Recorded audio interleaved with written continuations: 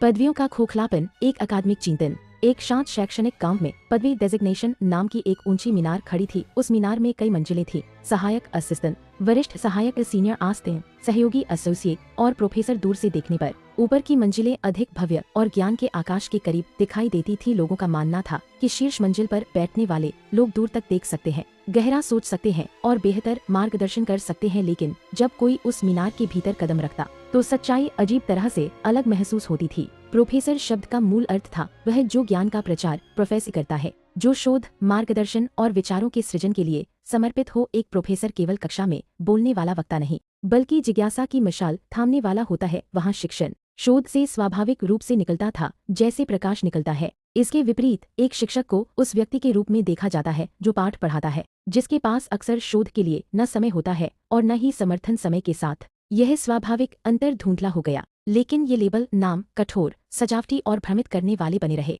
फिर आया पदवियों की सीढ़ी का दौर। ये टैग विकास और अनुभव दिखाने के लिए थे, लेकिन यह सीढ़ी एक पिंजरा बन गई। पदोन्नति अब वास्तविक बौद्धिक योगदान के बजाय सेवा के वर्षों भरी हुई फाइलों और समितियों को प्रसन्न करने पर अधिक निर्भर करने लगी। काम से ज्यादा अब ये लेबल बोलने लगे। आज यह देखना दुर्भाग्यपूर्ण है कि प्रोफेसर आराम से बैठे हैं, न तो ज्ञान पैदा कर रहे हैं, न नए विचार और न ही प्रेरक शिक्षण सिर पर ताज बना रहता है, भले ही मस्तिष्क ने काम करना बंद कर दिया हो। समस्या पदवी में नहीं है, बल्कि उससे जुड़े झूठे सम्मान में है। पदवियां एक अकादमिक नाटक में पोशाक बन गई हैं। कुछ लोग इन्हें पदकों की तरह प्रदर्शित करते हैं, जबकि उनकी कक्षाएं उबाऊ और केवल बनावटी फीडबैक से भरी होती हैं और उनके शोध के पन्ने खाली होते हैं। ये पदवियां रक्षा कवच बन जाती हैं, जो अधिकार का एक भ्रम पैदा करती है। उन पर सवाल उठाना ऐसा लगता है जैसे पूरी व्यवस्था पर ही सवाल उठाना हो। इस प्रक्रिया में शिक्षा जगत की आत्मा को कष्ट होता है। शोध यांत्रिक, मैकेनिकल हो गया है। शिक्षण एक दिनचर्या और मार्गदर्शन, मेंटोरिंग। दुर्लभ छात्र विचारों के बजाय टैग का सम्मान करना सीखते हैं।